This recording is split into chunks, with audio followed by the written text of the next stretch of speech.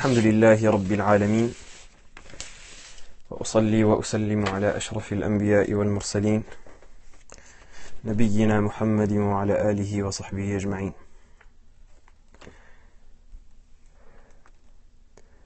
أما بعد.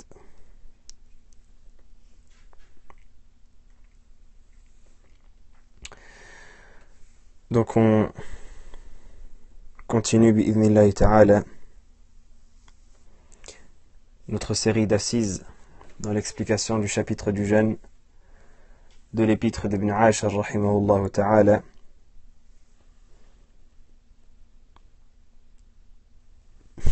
Barakallahu fikum. Je n'ai pas oublié la nuit du doute. Et on avait parlé la séance précédente de plusieurs choses. On avait parlé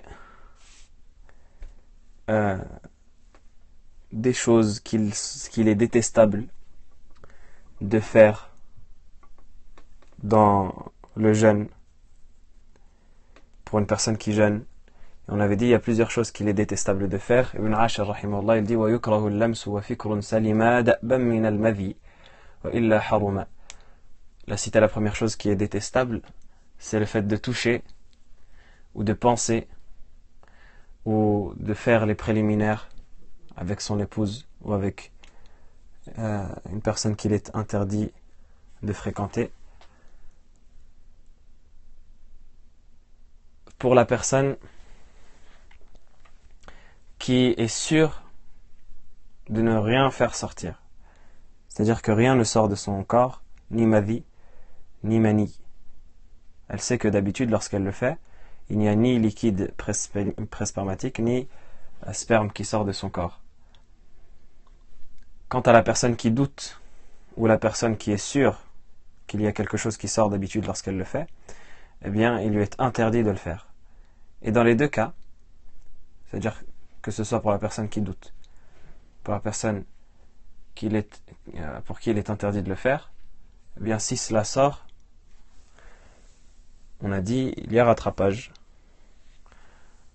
Mais pour la personne qui, d'habitude, est sûre que rien ne sort, cette personne-là, on ne dit pas que c'est interdit pour elle. Donc il n'y a pas de différence à faire entre la personne qui est âgée et la personne qui est jeune en soi. Mais la différence à faire, c'est entre la personne qui a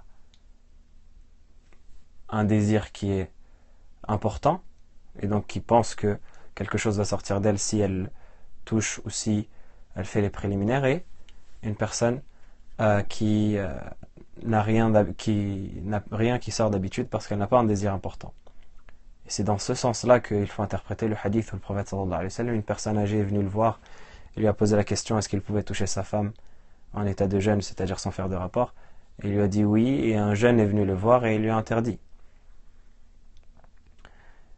Et donc les compagnons lui ont demandé pourquoi est-ce que tu as autorisé un tel et interdit un tel. Il a expliqué que c'était en fonction du fait que le vieux, son désir s'est éteint, ou la personne âgée, son désir s'est éteint, tandis que le jeune, son désir est encore fort.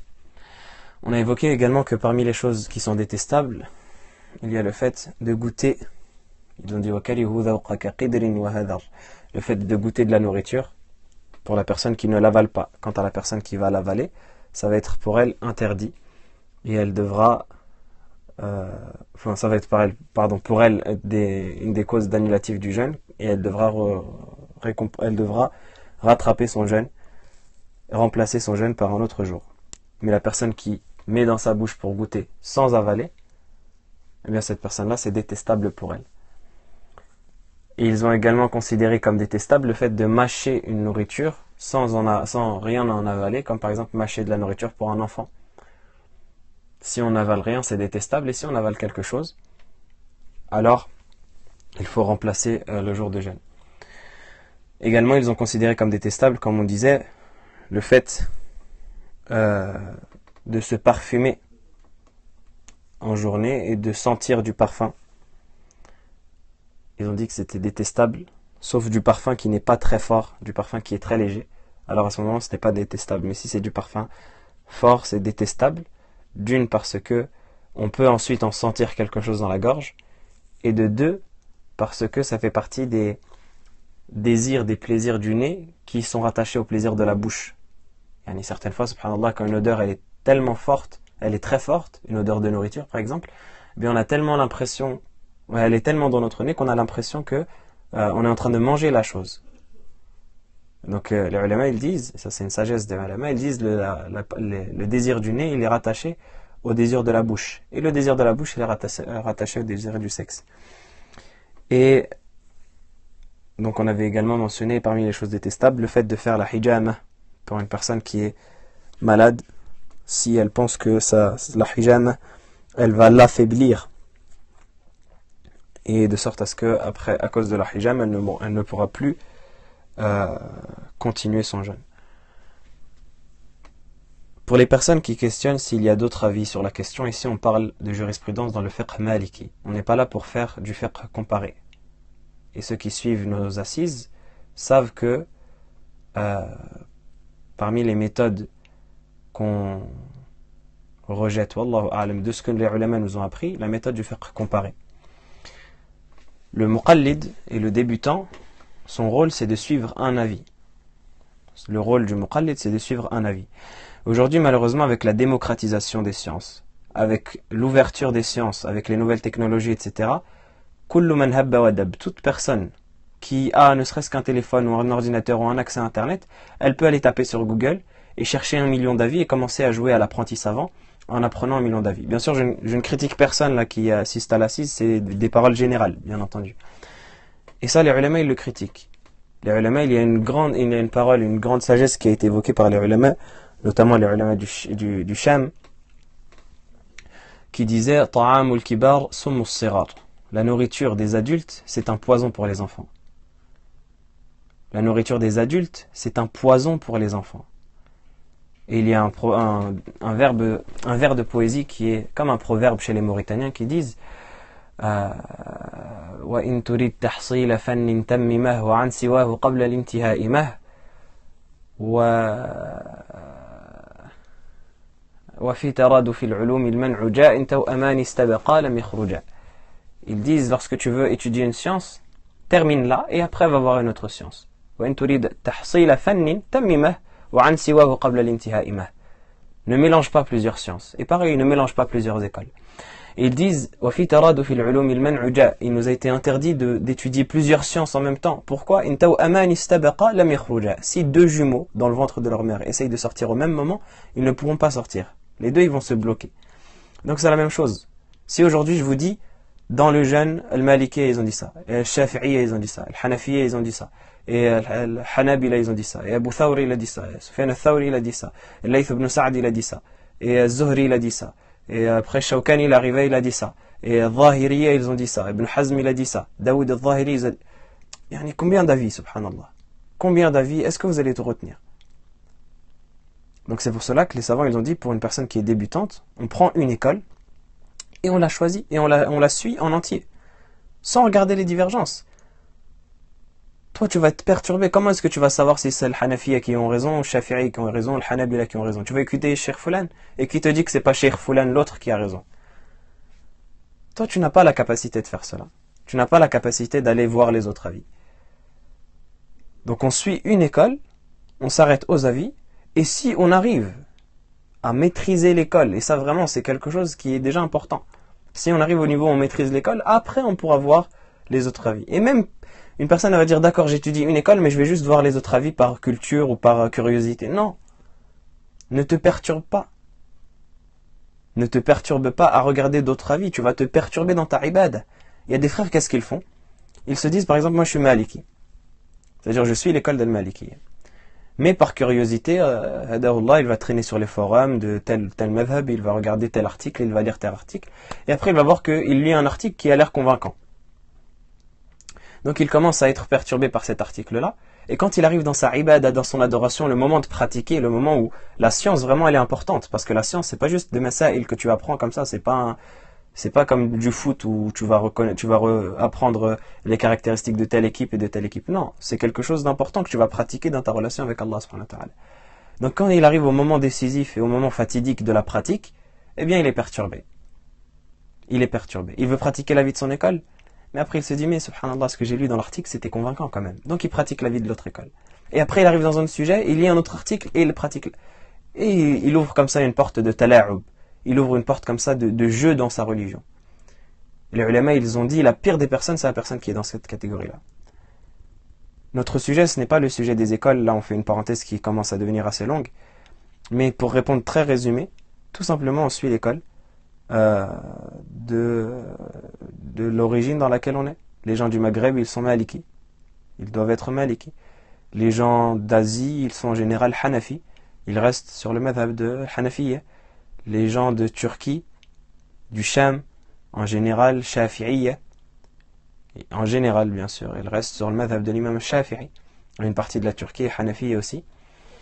Les gens d'Égypte, en général, ils sont shafi'i. En général, encore une fois, ils restent sur le madhab de l'imam Shafi'i, etc., etc. Une personne qui est convertie, à elle de choisir l'école qui l'attire, entre guillemets, et surtout, et ça je termine un dernier point.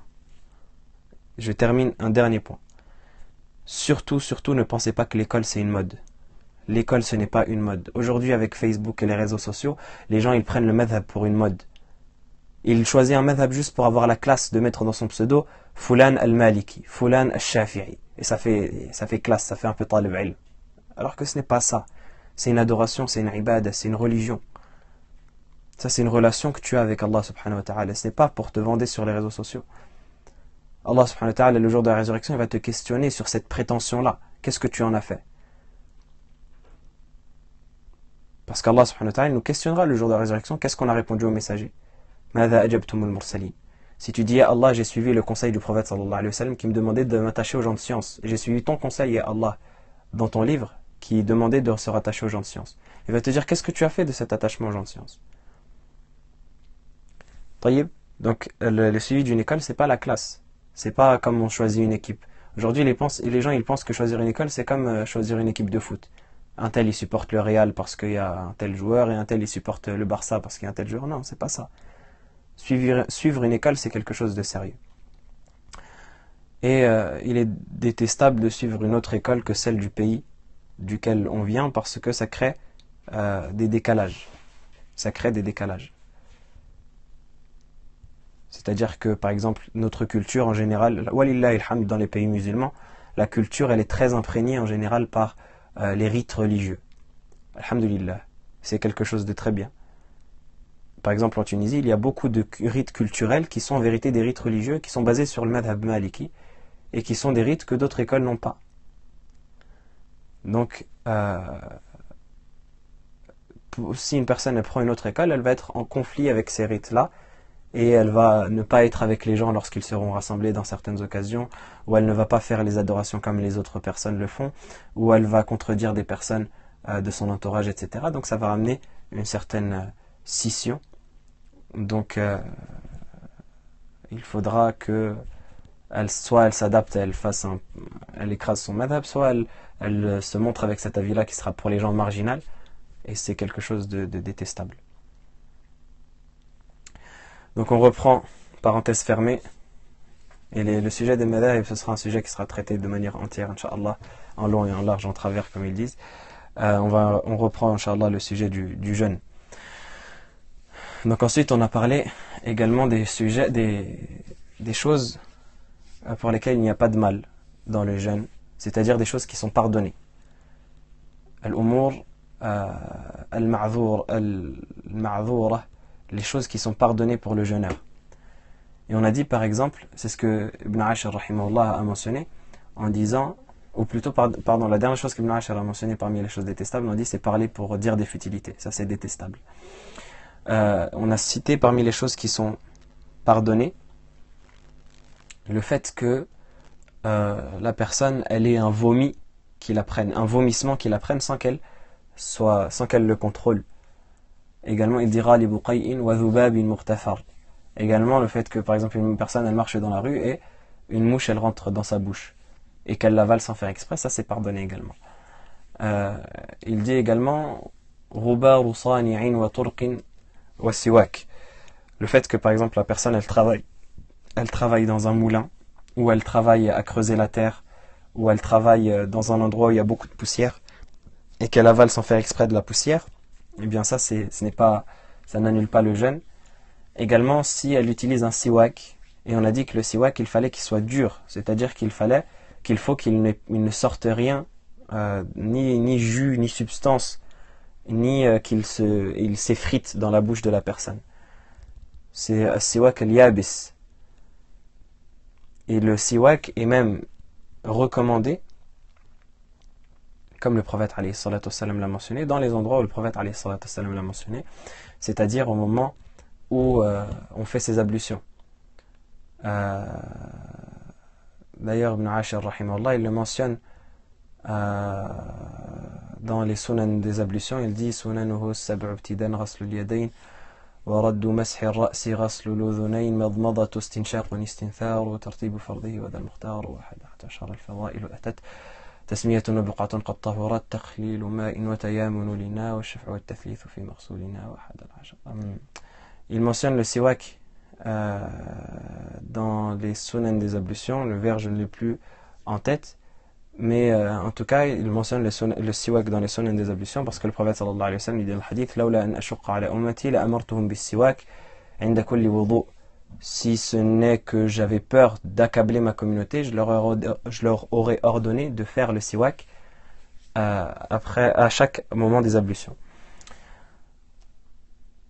Mais à condition que le siwak soit dur, c'est-à-dire qu'il soit sec, il ne libère pas de liquide qui va être un liquide fort comme dans certains siwaks mentholés, ou qu'il ne libère pas de petits bouts que la personne va avaler. Également, parmi les choses qu'il est permis de faire, Ibn Ashar il a mentionné, qu'il est pardonné, qu'il est permis de faire également, il dit Isbahu janabatin, le fait de se lever en état d'impureté. Se lever en état d'impureté, ça ne cause pas de tort au jeûne, et même si ce n'est pas la meilleure des choses à faire, le jeûne est quand même valide tant qu'on a eu l'intention de le faire. Également, parmi les choses qu'il est permis de faire et qu'on n'a pas mentionné la dernière fois, le fait de se laver la bouche. Pour la personne qui a une grande soif, par exemple, ou pour une personne qui a très chaud, passer de l'eau dans sa bouche sans l'avaler, c'est quelque chose qui est permis de faire. Le fait également de se laver, de faire le ghusl. Quand on a chaud, ça c'est parmi les choses qu'il est permis de faire. Il n'y a pas de mal à le faire. On avait mentionné également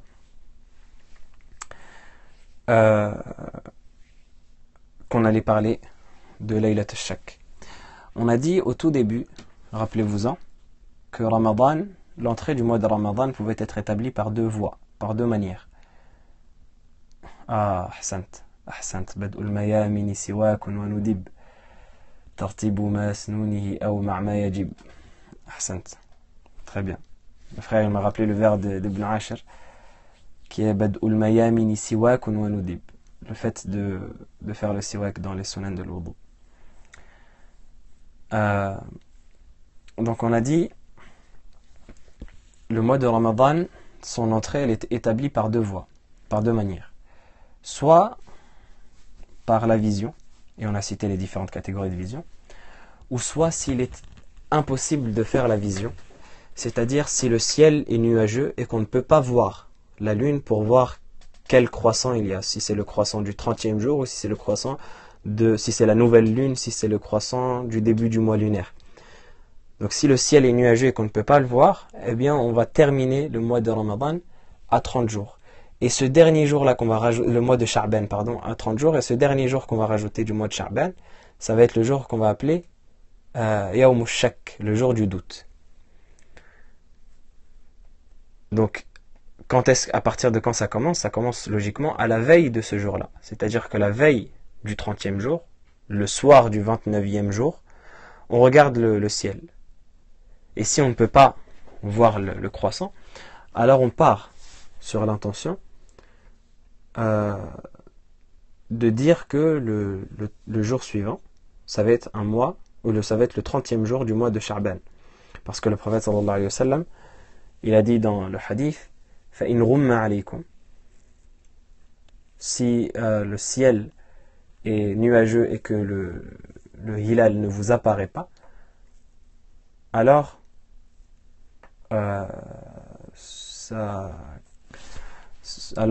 terminez le mois de Sha'ban à 30 jours. Ce jour-là, donc de Yawm al-Shak, il est détestable de le jeûner. Il est détestable de le jeûner pour une personne qui va faire ce qu'on appelle al-ihtiyat, par précaution. C'est-à-dire, elle va se dire, de toute façon, je le jeûne. Elle va arriver au 29, elle va voir que les gens ils n'ont pas pu voir le croissant lunaire. Elle va dire, de toute façon, moi je jeûne le 30. Si c'est le premier de Ramadan, comme ça ce sera le premier de Ramadan. Et si c'est pas le premier de Ramadan, ça va être une sadaqa ou un jeûne nafila, un jeûne surrogatoire. On lui dit, ton jeûne, il est détestable et il n'est pas comptabilisé comme étant Ramadan, quand bien même on se rendrait compte le lendemain que c'était le premier Ramadan. Pourquoi ? Parce qu'on avait cité dans les deux piliers du jeûne de Ramadan que le premier pilier c'est un niyya. Et on a dit une niyya, parmi ces conditions, il y a le fait qu'elle soit jazima, qu'elle soit ferme. C'est-à-dire la personne, elle n'est pas un doute. Oui, si c'est, alors, et si c'est, alors. Il n'y a pas de si. C'est un jour de jeûne, je le jeûne. Et donc la personne qui jeûne le jour du chèque, évidemment, par définition, c'est un jour de doute, donc elle ne peut pas appuyer, elle ne peut pas avoir une niyya qui sera jazima, une niyya qui sera ferme. Donc c'est détestable de le jeûner, et certains ulama, ils ont dit que c'était même interdit. Certains ulama du madhab ont même dit que c'était interdit parce qu'il y a certains textes où il est mentionné que c'est interdit, c'est-à-dire le sens apparent du texte appuie que c'est interdit, comme le hadith de Ammar ibn Yasir, qui est rapporté par Tirmidhi, qui dit que Ammar ibn Yasir était un jour, c'est Sila ibn Zufar qui rapporte ce hadith-là, il dit j'étais un jour chez Ammar ibn Yasir quand ils ont amené un agneau rôti. Et donc les gens ont commencé à manger, et certaines personnes se sont reculées du repas. Plutôt une personne, elle s'est reculée du repas et elle a dit inni sa'im, je jeûne. Et Ammar ibn Yasir, le grand compagnon, il lui a dit man sama al-yawm alladhi yashakku fihi an-nas faqad 'asa Aba al-Qasim.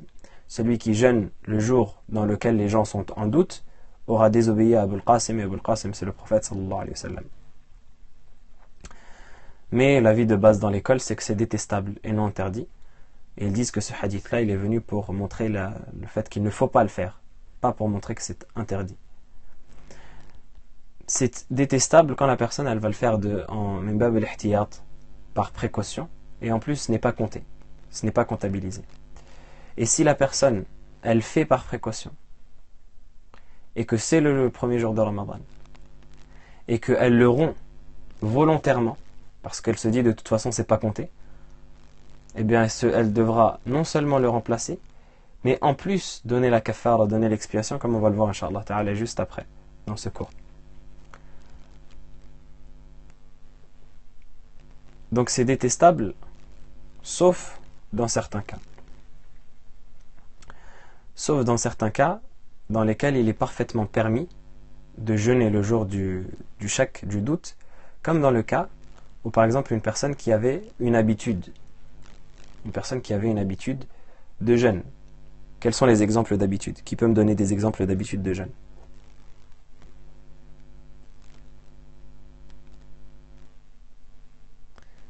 Les exemples d'habitude de jeûne, Allah yahdikum. Ceux qui ont dit les jours blancs, vous avez un gage. Le jeûne de Daoud, naam, ahsantum. Le lundi et le jeudi par exemple, ahsantum. Si le jour du shak, le jour du doute, il vient lundi et le jeudi, ahsantum. Ceux qui ont dit les jours blancs, est-ce que vous pensez que le 30 du mois, ça peut être un des 13, 14 et 15e jours du mois? Ahsantum. Ashura, toi tu as deux gages. Celui qui a dit Ashura, tu as deux gages. Tu as deux gages et des gages. Je plaisante bien sûr. Donc le 13, 14 et 15, ça peut pas être le 30. Donc ceux qui ont dit les jours blancs, je vous attends après le cours pour vous donner une petite gifle. Donc celui qui a une habitude de jeûne, par exemple il jeûne le lundi et le jeudi, et que le jour du shak s'est tombé un jeudi. Ou alors celui qui veut simplement jeûner par jeûne surrogatoire, sans avoir l'intention de précaution ou quoi que ce soit. Simplement, il veut jeûner ce jour-là par précaution. Parce que Ashura, c'est le 10 du mois de Muharram, Allah yahdikum. Donc s'il veut simplement jeûner par précaution, eh bien, s'il veut simplement jeûner par surrogatoire, alors ce n'est pas interdit, ce n'est pas détestable, et c'est la vie de base dans l'école.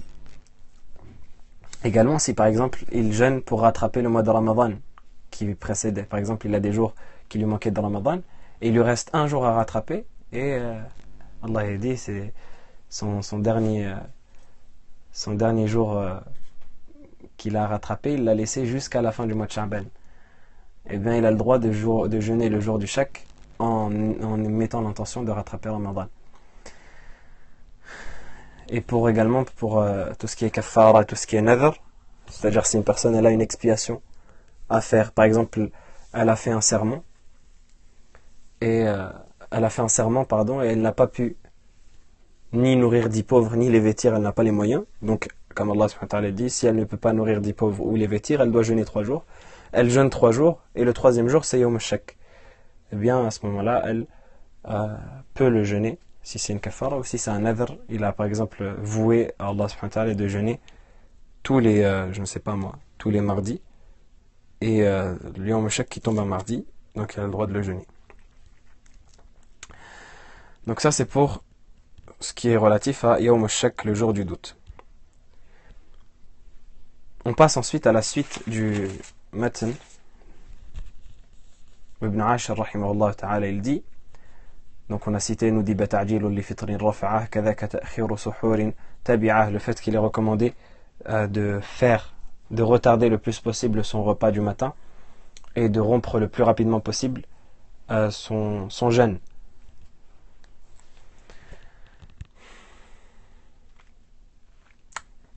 Et on a dit que ça, c'est dans la limite véritablement du raisonnable. Ça veut dire que il ne faut pas que le fait de considérer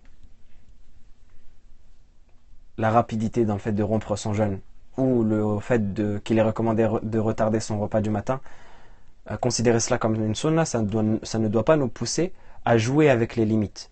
Des personnes, ils prennent ces hadiths-là pour jouer avec les limites. C'est-à-dire qu'il va arriver jusqu'à la dernière limite de Salat al-Fajr et il va prendre son sahur.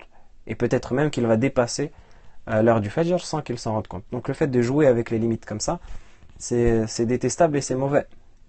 Et ça peut même annuler le jeûne de la personne sans qu'elle ne s'en rende compte. Ou le fait de trop chercher à accélérer son jeûne, quitte à manger avant le Maghrib. Ça également, ça fait partie des choses qui sont mauvaises. Donc, Nudiba ta'jilun li fitrin, c'est recommandé de s'empresser à rompre son jeûne et de retarder son repas du matin, à condition que ça reste, bien évidemment, dans la limite du raisonnable. Ensuite, il dit, et c'est là où on rentre dans les vers qu'on n'a pas fait la dernière fois, Man aftara al-farda qadahu wal yazid, kaffaratan fi ramadan in amad. Ici, on rentre dans un nouveau chapitre, ou dans une nouvelle sous-partie du jeûne, qui est al-iftar fi ramadan, le fait de rompre son jeûne pendant Ramadan. Qu'est-ce que ça amène de rompre son jeûne pendant Ramadan? Donc ici, lui, il dit Man aftara, celui qui rompt son jeûne pendant le jeûne obligatoire, al-farda, qadahu, il se doit de le remplacer. Donc ça, c'est un sujet d'ijma', un sujet de consensus chez les savants, que celui qui a rompu son jeûne, pour quelque raison que ce soit, il se doit de le rattraper. Ça, il n'y a aucun doute à ce sujet. Wal yazid, et qu'il rajoute kaffaratan fi ramadan in amad, qu'il rajoute une kaffara, une expiation pendant Ramadan, si son jeûne qu'il a rompu était pendant Ramadan, si il l'a rompu volontairement. Et ça, on va en parler bi'idhnillahi ta'ala. Donc déjà, ici, il parle de al-iftar fi Ramadan. Il parle de al-iftar fi Ramadan. On a défini l'iftar fi Ramadan comme étant le fait de rompre son jeûne pendant le mois de Ramadan. Donc ici, on parle de Ramadan parce que ça nous concerne, mais également, on va parler, Inch'Allah, du jeûne surrogatoire juste après. Donc ici, pendant le jeûne obligatoire, la personne qui rompt son jeûne volontairement ou pas, elle se doit de le remplacer. Mais elle se devra, en fonction de si c'était volontairement ou pas, donner ou pas une expiation. Et on va voir, Inch'Allah Ta'ala, les différents cas qui sont nécessaires à ce sujet. Donc il y a certaines actions qui annulent le jeûne, qui nécessitent non seulement qu'on rattrape le jeûne, mais également qu'on donne une kafara, une expiation. Il y a certaines choses qui annulent le jeûne qui ne nécessitent que de rattraper le jeûne. Et ne nécessitent pas de kafara. Donc, la kafara, l'expiation, elle est nécessaire et obligatoire avec le rattrapage dans le cas où le jeûneur rompt son jeûne volontairement en bafouillant la sacralité du jeûne, en ne respectant pas la sacralité du jeûne, ou alors en prétextant une excuse qui soit une interprétation lointaine, c'est-à-dire une excuse qui n'est pas valable. Une excuse qui n'est pas valable, et on va voir ce que c'est ce que les ulama ils appellent at-ta'wil al-ba'id, l'interprétation qui est lointaine. Donc ça ne concerne pas évidemment la personne qui est ignorante ou la personne qui le fait par oubli. Ça concerne la personne qui le fait volontairement et qui le fait tout en connaissance de cause, ou alors qui le fait en prétextant une excuse qui n'est pas valable. Et on va en donner, Inch'Allah Ta'ala, les cas. Par exemple, la personne qui apostasie, wal'iyadhu billah, qui sort de l'islam. Cette personne-là, elle sait en connaissance de cause que son acte est extrêmement grave, mais elle sort de l'islam. Cette personne-là, elle doit rattraper son jeûne. Et elle doit en plus donner une kafara. Bien sûr, vous allez me dire, si elle sort de l'islam, elle ne cherche plus à faire ces choses-là. On dit, si elle sort de l'islam et qu'elle re-rentre, elle est encore soumise à ces choses-là, parce que c'est le droit d'Allah subhanahu wa ta'ala qui n'est pas permis de négliger. La personne également qui rompt son intention pendant son jeûne. C'est-à-dire que, par exemple, elle commence à jeûner et au cours de la journée, elle dit, moi je jeûne plus. Volontairement, tout en sachant que c'est interdit. Ou alors en ayant une excuse lointaine, un ta'wil ba'id, comme on va voir bi'idhnillahi ta'ala.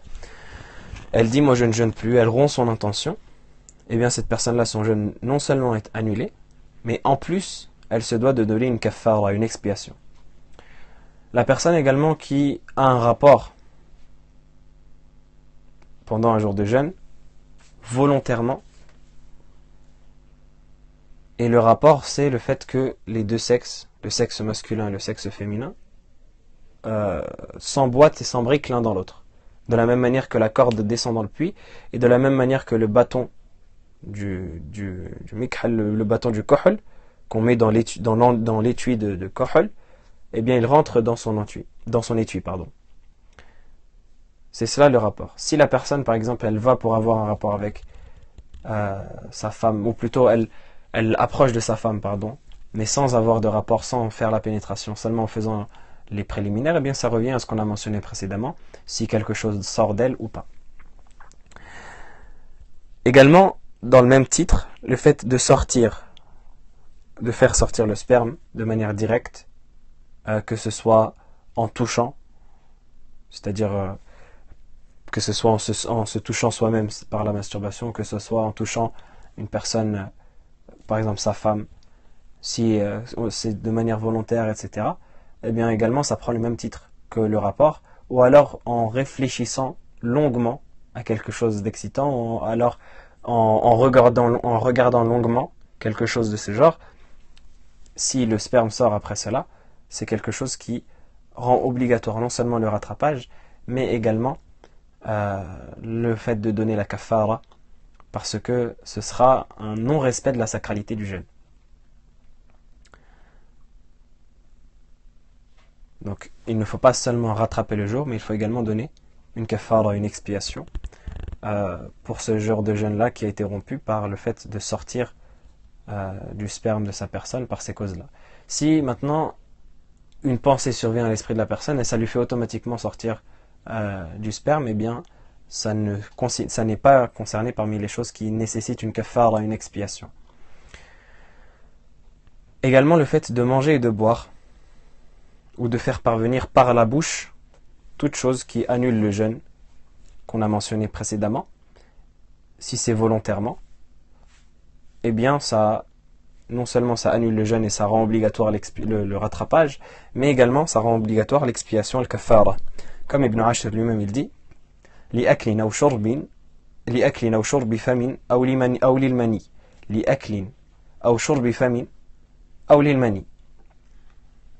Dans le vers qui suit, il dit pour la boisson, pour la nourriture, ou l'imani, wala ou bifikrin, ne serait-ce que par une pensée. Et ça, c'est ce qu'on a mentionné. Li'aklina ou shorbi famin, par nourriture ou par boisson à travers la bouche. Donc n'est pas concerné ici tous les annulatifs qui vont être par les autres voies que la bouche. Par exemple, on a mentionné que également faire parvenir quelque chose de son oreille ou de son nez dans son estomac ou dans sa gorge, ou de son oreille ou de son nez ou de son œil dans son estomac ou dans sa gorge, eh bien ça annule le jeûne. Mais ça ne nécessite pas la kaffara. Pourquoi ? Parce que les ulama ils disent que la nourriture et la boisson sont un statut encore plus élevé que le simple fait de faire parvenir quelque chose dans son estomac ou dans sa gorge à travers l'œil ou à travers l'oreille ou à travers le nez. Pourquoi ? Parce que la nourriture et la boisson, il y a une notion de shahwa derrière, de plaisir et de désir. Alors que le fait de faire entrer quelque chose dans son oreille ou dans son œil ou dans son nez, ce n'est pas un plaisir ou ce n'est pas un désir, même si c'est volontaire. Même si la personne elle le fait volontairement, eh bien ça n'est pas quelque chose qui est recherché pour un plaisir ou pour un désir. Donc ça n'a pas le même statut que ce qui est fait rentrer par la bouche.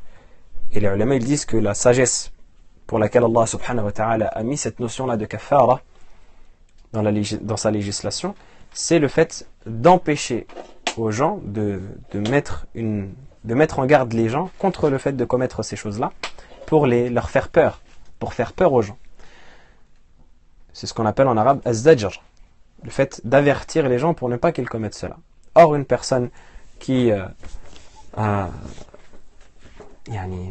fait rentrer quelque chose dans sa gorge ou dans son estomac par le conduit nasal ou par son oreille ou par son œil, ben ce n'est pas quelque chose qui fait envie, donc forcément ça ne va pas être une chose qui va devoir être mise en garde à travers un zajr comme celui-là.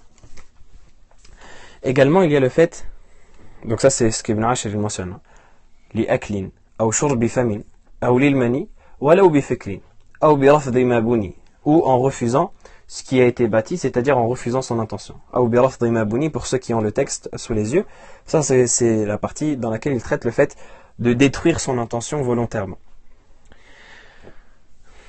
Également le fait par exemple de prendre un siwak qui a un goût et dont on sait qu'il a un goût. Par exemple, il y a un arbre chez nous dans le Maghreb qui s'appelle el jawza, qui est l'arbre, si je ne me trompe pas, c'est le noitier, si je ne me trompe pas, le noyer ou le noitier, ou je ne sais pas comment on dit. Et son épluchure, les branches de l'arbre, elles ont un goût fort et elles laissent une couleur. D'ailleurs même, je me souviens que mes sœurs, elles dessinaient sur le mur avec les graines de noix comme ça, parce que ça laisse une couleur, ça laisse une couleur et un goût qui est fort. Eh bien, si la personne utilise ça en siwak, en connaissance de cause, et qu'elle avale sa salive après l'avoir utilisée, eh bien cette personne-là, elle sera considérée comme une personne qui est muntahik, qui a refusé ou qui a souillé ou qui a bafouillé la sacralité du jeûne, et donc elle se devra donner une kafara. Ou alors toute personne qui rompt son jeûne avec une excuse qui n'est pas valable. Et là on va parler du ta'wil ba'id et du ta'wil qarib. Les excuses qui sont valables, le ta'wil al-qarib, on va les voir incha'Allah juste après dans le jeûne quand il est rompu, qui ne nécessite que le rattrapage et non pas la kafara, l'expiation. Il y a un certain type d'excuses que les personnes vont prétexter pour avoir rompu le jeûne qui vont être acceptables. Comme par exemple, pour vous donner une idée déjà avant de le traiter en détail, l'ignorance. Personne qui dit je ne savais pas. Si véritablement elle ne savait pas, bien c'est une excuse qui est valide, qui est acceptée. Mais il y a des excuses qui ne sont pas acceptées. Et c'est ce genre d'excuses-là qui, lorsque la personne prétexte cela, eh bien, on ne va pas accepter son excuse et on va la considérer comme une personne qui aurait rompu volontairement le jeûne et donc elle devra donner la kafara. Comme une personne, par exemple, une femme qui dit moi, tous les 15 du mois, j'ai mes règles. Et elle arrive le matin du 15 du Ramadan et elle ne voit pas ses règles. Donc, précédent, avant le Fajr, elle se lève avant le Fajr et elle regarde si elle a ses règles, elle n'a pas ses règles. Mais elle se dit quand même, je ne vais pas jeûner ce jour-là parce que je sais que le 15 du mois, j'ai toujours mes règles. Ben ça, c'est une excuse qui n'est pas valable. Pourquoi? Parce que le jeûne est obligatoire jusqu'à qu'arrive l'excuse. Donc toi, tu ne peux pas précéder, tu ne peux pas anticiper le udhr, l'excuse qui va te permettre de ne pas jeûner, et dire, voilà, tous les 15 du mois, j'ai mes règles, donc ce jour-là, je ne jeûne pas. Non. C'est à partir du moment où tu as tes règles que tu ne peux plus, que tu peux ne plus jeûner. Donc ça, c'est une excuse qui n'est pas acceptée. Également, la personne qui dit, moi, je sais que tous les 20 du mois, je tombe malade. Même si c'est vrai. Même si en janvier, elle est tombée malade le 20 du mois, ou plutôt pendant Rajab, elle est tombée malade le 20 du mois, pendant Sha'ban, elle est tombée malade le 20 du mois, elle se dit pendant Ramadan, ça va m'arriver la même chose. Ben non. Tant qu'elle n'est pas tombée malade, eh bien, elle se doit de continuer à jeûner. Et au moment où elle tombe malade, là, si véritablement ça l'empêche de jeûner, à ce moment-là, on pourra parler d'excuses. Également, une personne qui voit, par exemple, le hilal, le croissant. Et ça, c'est des exemples vraiment pour montrer, pour vous donner une idée globale, parce qu'on ne peut pas tout traiter en détail, une idée globale de ce qu'on appelle le ta'wil al-ba'id, l'interprétation vraiment lointaine, l'excuse qui n'est pas valable. Une personne qui voit le hilal, le croissant, qui annonce le premier jour de Ramadan, et qui l'annonce au hakim, au gouverneur, et le gouverneur lui dit, toi, ton témoignage, il n'est pas accepté. Lui, il l'a vu de ses yeux. Et le gouverneur lui dit, ton témoignage n'est pas accepté. Donc, qu'est-ce qu'il dit? Il dit, bon, le gouverneur, il m'a dit, mon témoignage n'est pas accepté, donc je ne jeûne pas le lendemain. Il lui dit, mais non, toi, tu l'as vu de tes yeux. C'est-à-dire que, comme on a dit au tout début, c'est une obligation individuelle pour toi de jeûner. Tu ne vas pas démentir tes yeux parce que le gouverneur a dit que ton témoignage n'est pas accepté. Pour le reste des musulmans, effectivement, ton témoignage n'est pas accepté parce que la religion, elle est basée sur la précaution. Et on ne peut pas donner la parole à n'importe qui. Pour fermer justement la porte, parce que donner la parole à tout le monde, c'est la donner à n'importe qui. Pour fermer la porte et pour baser sur la précaution, on empêche les gens qui ne sont pas de confiance de donner des témoignages. Mais ça ne veut pas dire que toi, dans ta relation avec Allah subhanahu wa ta'ala, tu vas te démentir toi-même. Il faudrait être fou pour démentir ses yeux parce que notre témoignage n'est pas accepté. Donc ça, c'est une excuse qui n'est pas valable également. Pareil, une personne qui, par exemple, ça c'est très important parce qu'à notre époque, on entend énormément cela, une personne qui médit d'une personne, qui calomnie une personne, qui fait de la médisance, et après il dit, ah mon jeûne il est cassé. Mon jeûne il est cassé. Et il dit, je vais manger. Parce que mon jeûne il est cassé, j'ai cassé mon jeûne, etc. Cette personne-là, on lui dit, déjà, qui t'a dit que ça fait partie des choses qui annulent le jeûne? Là, tu as inventé une chose de ta tête. Ou alors, tu as écouté les on-dit, mais tu n'as pas cherché à apprendre la science. C'est là on dit que apprendre la science, c'est véritablement très très important. Mais c'est pas de l'ignorance. Pourquoi? Parce qu'elle a inventé une chose. Elle s'est fait un takalluf dans sa tête, elle s'est fait une charge dans sa tête qui n'existait pas. Et en plus, elle a basé sur cette charge une permission. Donc là, c'est vraiment quelque chose que c'est, comme on dit, c'est toi qui t'es mis dans ce bourbier-là, et c'est de toi seul c'est à toi seul que tu devras, c'est avec toi seul que tu devras voir ce problème-là, parce que tu ne peux pas mettre ça sur le compte de l'ignorance. Tu ne peux pas mettre ça sur le compte de l'ignorance, c'est ton souci. D'ailleurs, pour vous raconter une petite anecdote à ce sujet-là, je m'en souviens lorsque j'étais au collège, c'était pendant le jour de Ramadan. Le jour de Ramadan, il venait pendant la période de l'école à cette époque. Et on était sortis avec ma classe pour aller voir un film au cinéma. Et dans ce film-là, comme il y a eu une ou deux scènes qui étaient osées. Et donc, ceux qui ont regardé, ils ont regardé. Ceux qui ont baissé les yeux, ils ont baissé les yeux. Ceux qui sont sortis, ils sont sortis. Et il y a un parmi les musulmans de la classe, c'est un parmi nos amis. Qu'est-ce qu'il a dit? Il a dit, oh, moi j'ai regardé cette scène. Et il commence à dire, moi j'ai regardé. Après il disait, moi de toute façon mon jeûne il est cassé. Qu'est-ce qu'il est parti faire? C'est intelligent. Il est parti à l'hypermarché juste à côté du cinéma. Il est parti acheter un sandwich. Il a dit, moi mon jeûne il est cassé. De toute façon en plus j'avais envie de manger. Donc il a mangé. Afallahu anhu. À l'époque, on peut dire qu'il était enfant, même si ce n'est pas une excuse. Mais il a dit, mon jeûne, il est cassé parce que j'ai regardé et il a mangé. Donc ça, c'est pas une excuse qui est valable. C'est pas une excuse qui est valable. Parce que on a dit, idamat al-nazar, le fait de regarder longuement si ça fait sortir quelque chose. Et jusqu'à preuve du contraire, rien n'est sorti de lui. Et également, l'obligation, lorsque la personne elle a une scène comme ça, encore plus que de dire est-ce que quelque chose est sorti de lui ou pas, c'est de baisser le regard. L'obligation, c'est de baisser le regard. Donc, par exemple, si toi tu te balades surtout dans ces périodes-là, Ramadan, il vient dans des moments qui sont assez, où la température est assez élevée, donc il y a plus de possibilités de voir des choses qui sont interdites. Une personne qui se balade dans la rue, elle commence à regarder à droite à gauche et à fixer les femmes, etc. Et après quelque chose sort et dit, oh, Qadar Allah, une chose est sortie, donc ça y est, je vais aller rompre mon jeûne. Non. Non. C'est toi qui l'as ramené à toi-même. Tu dois baisser le regard, c'est une obligation pour préserver ton jeûne. Et d'ailleurs, le prophète sallallahu alayhi wa sallam, à la base, il a dit de jeûner pour se préserver. Aujourd'hui, les gens, ils baissent le regard pour préserver leur jeûne. C'est quelque chose qui est inversé. Et également, quand bien même ton jeûne, il a été, entre guillemets, annulé parce que quelque chose est sorti, quand bien même, eh bien, même avec ça, tu te dois de continuer l'imsak. Et ça, c'est ce qu'on va voir, Inch'Allah, si on arrive à terminer cette partie-là dans les temps. Les personnes qui font quelque chose qui annule leur jeûne, donc qui n'ont pas d'excuses, qui ne sont pas excusées. Les personnes qui font quelque chose qui annule leur jeûne, écoutez bien, ces personnes-là, elles se doivent de continuer à ne rien manger et à ne rien boire jusqu'à la fin de la journée, même si c'est par erreur. Leur jeûne n'est pas valide. Même si c'est par erreur, eh bien elles continuent de s'abstenir de faire tout ce que le jeûneur ne peut pas faire. Donc elles continuent de s'abstenir de ces choses-là jusqu'au coucher du soleil.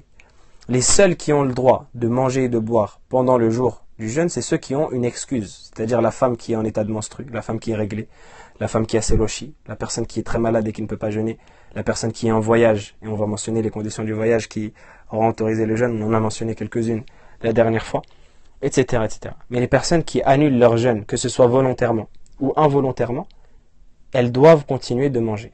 Elles doivent continuer, de s'abstenir de manger, de boire et de faire tout ce qui annule le jeûne, parce que il y a une sacralité du jeûne à respecter. Donc on dit également, parmi les types d'interprétations qui sont lointaines et d'excuses qui sont lointaines et qui ne justifient pas le fait de rompre le jeûne, le fait par exemple qu'une personne elle ait l'intention de voyager, et ça c'est important, elle ait l'intention de voyager et elle dit demain je vais voyager donc je ne jeûne pas, et elle ne jeûne pas et elle ne voyage pas. Cette personne-là, c'est comme une personne qui contracte un prêt, par exemple, qui est un prêt spécifiquement pour faire tel ou tel projet, et elle l'utilise pour aller sortir et aller boire et aller manger. C'est une personne qui a utilisé une rukhsa, qui a utilisé une permission, sans donner le change. Parce que la permission du voyageur, elle est en échange du voyage. C'est-à-dire la condition pour avoir la permission du voyage, c'est d'être voyageur. Donc la personne qui prend la rukhsa du voyageur et qui ne voyage pas, cette personne-là, elle a un souci. C'est comme si j'emprunte à quelqu'un et je ne lui donne pas en contrepartie ce qu'il m'a demandé. J'ai un contrat avec une personne. Walillahi al-mathal a'la, bien sûr, ça c'est juste pour imager un peu la situation. Pourquoi est-ce que c'est une excuse qui est lointaine et qui n'est pas proche? C'est comme si j'ai un contrat avec une personne et elle me dit « Je te prête tant d'argent si tu me donnes en gage du prêt telle ou telle chose. » Et moi je prends l'argent et je lui donne pas le gage. Si tu profites de ta partie, tu ne respectes pas la partie du contrat qui était obligatoire de respecter. Donc la personne qui met l'intention de voyager, qui ne voyage pas, et qui a pour autant profité de l'intention, de la permission pour le voyageur de ne pas jeûner, cette personne-là, elle devra non seulement rattraper, mais aussi donner la kaffara.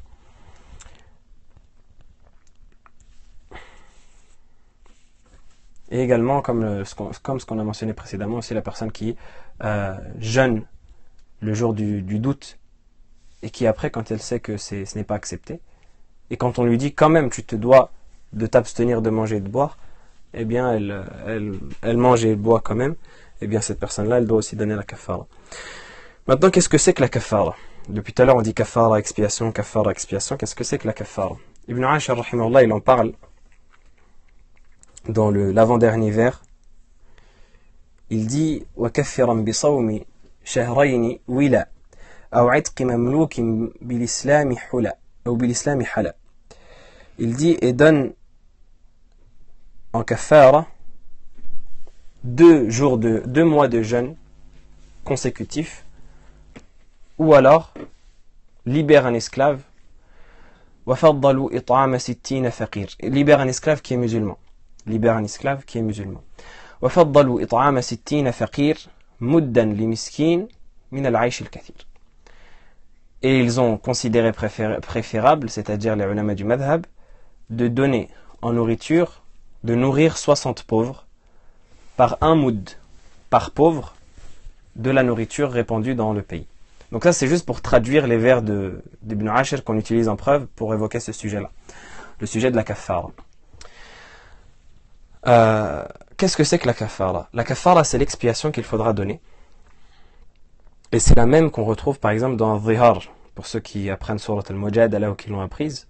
La personne qui dit à sa femme Anti alayya ka dhahri ummi, tu es pour moi comme le dos de ma mère, c'est-à-dire que tu es pour moi interdite comme ma mère m'est interdite.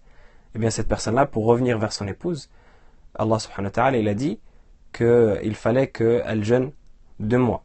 Si elle ne peut pas, elle libère un esclave, et si elle ne peut pas, elle nourrit 60 pauvres. Ici, dans la kafara du jeûne, on a le choix entre les 3. Dans notre madhab, dans le madhab de l'imam Malik, on a le choix entre les 3. Soit jeûner 2 mois, soit libérer un esclave, ou soit nourrir 60 pauvres. On a le choix entre les 3. Et les ulama, ils disent que c'est meilleur de nourrir 60 pauvres, parce que c'est bénéfique à tout le monde.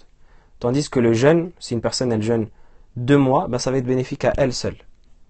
Et si elle libère un esclave, ça va être bénéfique à l'esclave uniquement. Mais si elle nourrit 60 pauvres, ça va être bénéfique à la communauté et elle va rendre service à 60 personnes de cette communauté qui seront dans le besoin. Et donc, c'est quelque chose qui est recommandé. Et donc, qui est le meilleur des types de kafara. Donc, le fait de jeûner 2 mois, les règles, c'est quoi? C'est que les 2 mois soient consécutifs. C'est-à-dire que ce soit 2 mois consécutifs. Shahrayn, 2 mois consécutifs. À partir du moment où le hilal, il est déclaré du premier mois, jusqu'à la fin du premier mois, et le début du deuxième mois, jusqu'à la fin du deuxième mois. Taïeb. Donc 2 mois consécutifs, en fonction de l'entrée et du sortie de chaque mois. Ça, c'est pour le jeûne de 2 mois. Également, il faut qu'on comprenne ce que ça veut dire consécutif. Consécutif, ça veut dire à la suite. Il faut absolument que tous les jours se suivent. Il faut absolument que les 2 mois soient faits d'une traite. On ne peut pas faire une partie pendant un moment, et une autre partie à un autre moment, et la troisième à un autre moment, et la quatrième à un autre moment. Non. Il est obligé, la personne qui est soumise au jeûne, elle est obligée de faire les 2 mois, d'une traite. Et si elle s'arrête, sans excuse valable, elle rompt le jeûne, sans excuse valable. À un certain moment, elle devra recommencer de la case départ, à 0, comme si elle n'avait rien jeûné. Même si elle a jeûné 59 jours. Imaginez-vous, elle a fait 2 mois, et les 2 mois, ils étaient à 30 jours, et elle arrive au dernier jour du dernier mois, et elle rompt le jeûne. Eh bien, elle doit recommencer tout dès le début. À moins qu'elle ait une excuse. C'est-à-dire que si elle rompt le jeûne par oubli, par exemple, elle rompt le jeûne par oubli, ou alors elle tombe malade au milieu du mois. Mais il faut que ou alors elle a bien entendu ses règles pour une femme. Mais il faut que dès que cette excuse-là finisse, elle recommence directement à reprendre son jeûne. Et non pas qu'elle prenne son temps, etc. pour reprendre son jeûne. Par exemple, il y a des personnes qui tombent malades. Ils tombent malades, par exemple, 3 jours. Pendant les 3 jours, il ne peut vraiment pas jeûner, etc. Et après, au bout des 3 jours, il est guéri. Mais il dit quand même, je reste un peu fatigué, etc. Et il me reste encore 1 mois, et 1 mois, c'est beaucoup, etc. Donc, je prends encore 2 jours pour moi, je me repose bien, et après, je recommence. Et après, je continue, Cette personne-là, on lui dit, les 2 jours que tu as pris, il n'avait pas d'excuse valable, donc tu dois recommencer tout dès le début. Ça, c'est le premier type de kafara. Le deuxième type de kafara, on l'a mentionné, c'est de libérer un esclave musulman, dans ce qu'Ibn Ashir, rahimahullah, il mentionne dans ce vers. Et le troisième type de kafara, c'est le fait de donner en nourriture un moud pour 60 pauvres. C'est-à-dire un moud pour chaque pauvre, aux 60 pauvres. Un moud, c'est quoi? C'est 4 sa'. Le sa', c'est ce que les deux mains elles contiennent comme nourriture. Et il dit min al-aish al-kathir, c'est-à-dire de la nourriture qui est répandue dans le pays. C'est-à-dire le riz par exemple, ou le couscous, ou les pâtes, ou cette nourriture-là qui est répandue dans le pays, eh bien elle prend un moud, et un moud environ c'est à peu près un demi-kilo. À peu près un demi-kilo. Et elle donne un moud pour chaque miskin, donc à peu près un demi-kilo fois 60 pauvres, ça donne à peu près 30 kilos, 31 kilos, etc. À peu près. À peu près, ça fait 31,5 si on prend en compte les virgules, parce que je dis à peu près un demi-kilo, mais c'est un tout petit peu plus, c'est 0,60. Donc environ, ça fait 31 kilos et demi pour les 60 pauvres. Et l'avis le plus juste, wallahu a'lam, c'est qu'on ne peut pas la donner en argent, mais on la donne en nourriture. Pourquoi? Parce que l'imam Malik, rahimahullah, il avait un fondement dans son école qui est un fondement très très important, qui est mura'at al-maqadir al-shar'iyya, le fait de préserver les valeurs de la législation. Les valeurs, c'est-à-dire les valeurs dans le calcul de la législation.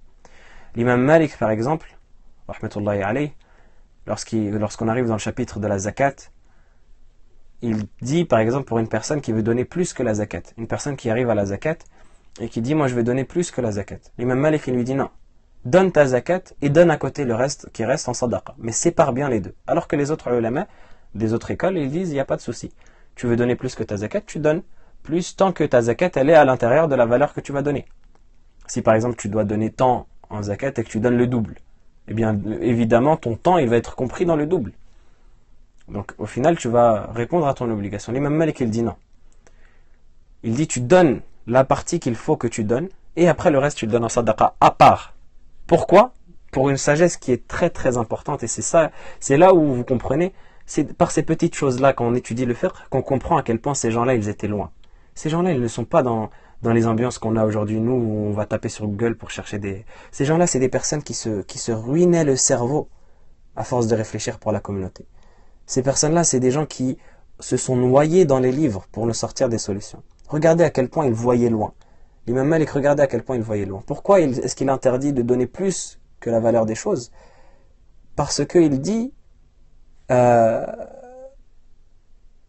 la personne, elle va donner plus que la chose qu'elle doit donner, mais il se peut qu'elle prenne ça comme habitude. Et il se peut que ses enfants ils prennent ça comme habitude. Et il se peut que les gens de son village ils prennent ça comme habitude d'à chaque fois donner plus, et qu'au bout d'un certain temps, parce que l'imam Malik il savait que plus on avance dans le temps et plus les savants ils vont se perdre, et plus les gens ils vont tomber dans l'ignorance, et plus les savants ils vont devenir rares, parce que le prophète sallallahu alayhi wa sallam l'a annoncé. Donc l'imam Malik il savait il y aurait des époques comme notre époque là où il y aurait très peu de savants par rapport à son époque où vraiment les savants ils étaient dans tous les coins de rue, et à chaque endroit, à chaque quartier on pouvait trouver au minimum un puits de science. Eh bien il savait qu'il y aurait une époque où les gens ils n'auraient plus de savants. Et donc il se disait si ce genre d'habitude là elle se répand et que les gens ils commencent à donner plus par habitude, eh bien ils vont oublier le véritable montant qu'il faut donner. Et vu qu'il n'y aura plus de savants pour leur rappeler, eh bien le véritable montant il va se perdre, et la religion d'Allah subhanahu wa ta'ala elle va se perdre par ce billet-là. Donc c'est la même chose. Aujourd'hui les gens qui disent 5 euros, ils disent vas-y donne 5 euros pour chaque pauvre. Effectivement il est possible qu'on dise que ça prenne le rôle d'une nourriture, etc. Mais on dit comme l'imam Malik a dit, si les gens ils s'habituent à donner 5 euros, et c'est ça qu'on voit aujourd'hui, wallahi al-azim, on le voit de nos yeux aujourd'hui. Les gens tu leur parles de zakat al-fitr, et tu leur parles de kafara. Tu lui dis oui c'est 5 euros. Tu lui dis oui mais dans la charia qu'est-ce que c'est? Dans la législation, dans la sunna du prophète alayhi salatu wassalam, qu'est-ce que c'est? Il te dit je sais pas. Wallah, et même parfois des étudiants en sciences. Des gens qui sont dans tel institut, dans telle école, et il te dit j'ai un master en charia, tu lui dis c'est quoi exactement la valeur, le miqdar nabawi, la valeur prophétique de zakat al-fitr ou d'une kafara ou de quoi? Il te dit je sais pas, c'est 5 euros. Pourquoi tu me prends la tête?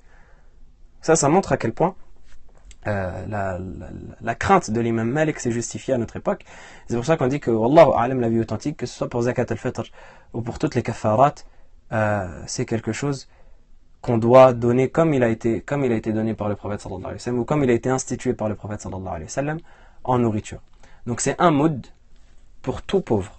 Donc ce qui donne à peu près 30 kilos de nourriture pour 31 kilos et demi pour les pauvres.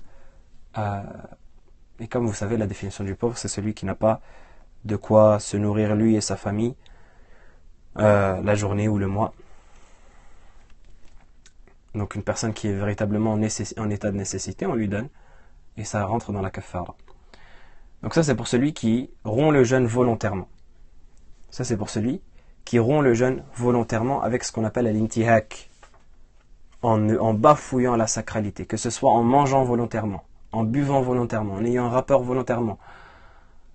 Eh bien tout cela, ça rend obligatoire non seulement de rattraper le jour, mais également de donner une expiation. Et ça c'est important. Des personnes aujourd'hui, il va craquer, il va dire bon aujourd'hui je fume, aujourd'hui je bois de l'eau, même si c'est de l'eau ou du liquide, on ne parle pas forcément d'alcool ou quoi. Aujourd'hui j'ai un rapport avec ma femme parce que voilà, je peux plus attendre, etc. Et après il rattrape son jour comme si de rien n'était. Non, ça se passe pas comme ça.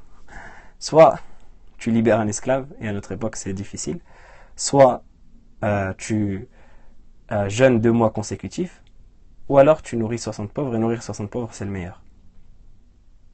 Ça c'est important à comprendre. Les gens aujourd'hui ils pensent que, et ça montre à quel point la religion d'Allah subhanahu wa ta'ala c'est pas une plaisanterie.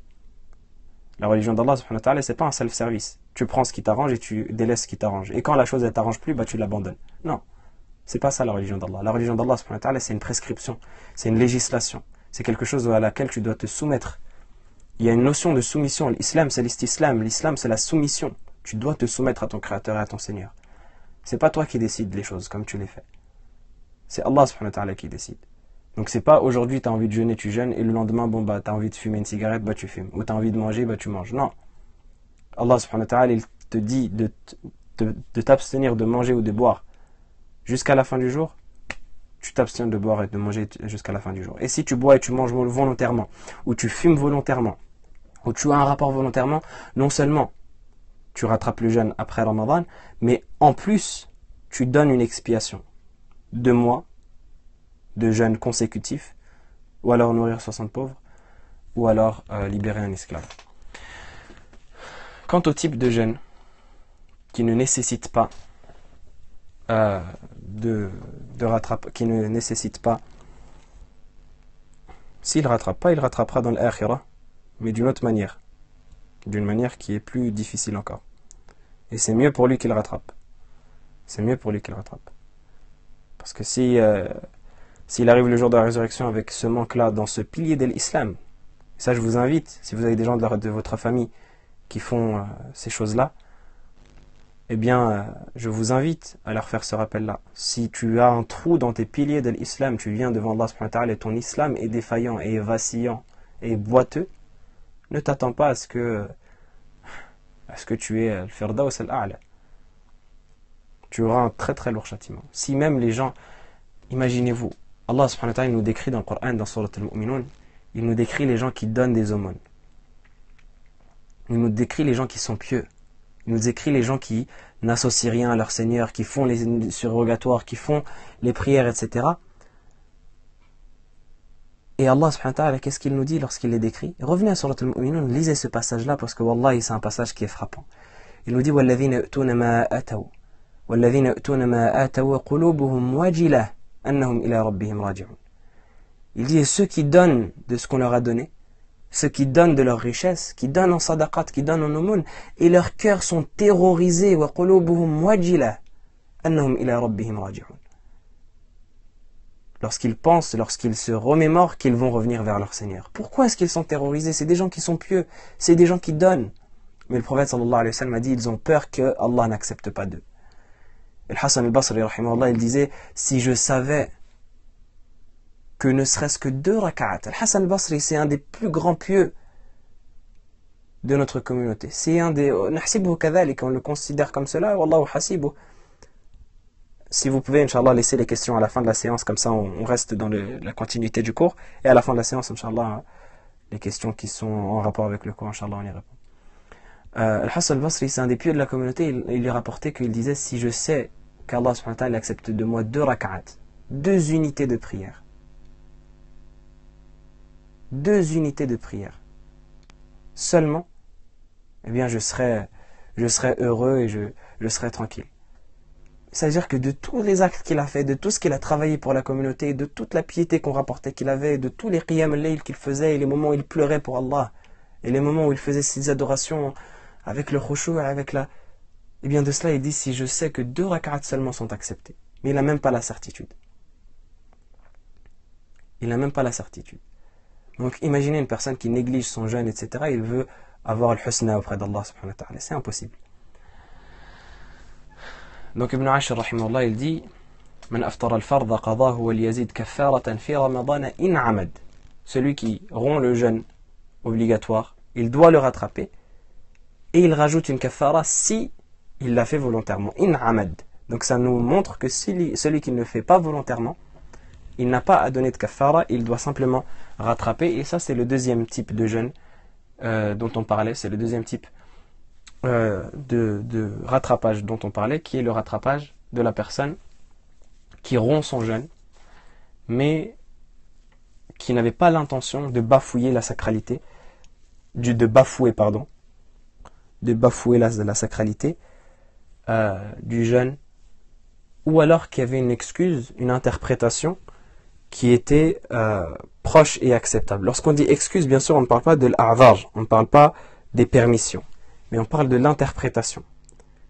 C'est-à-dire que la personne, elle se fait un petit ijtihad personnel, et elle pense par une interprétation qu'elle se fait personnellement, qu'elle a le droit de ne plus jeûner. Alors que ce n'est pas le cas, alors que ce n'est pas vrai. Donc elle se trompe dans son interprétation, mais elle a une erreur qui est valable et qui est valide, et qui est excusable. Eh bien, c'est ça qu'on appelle le ta'wil al-qarib.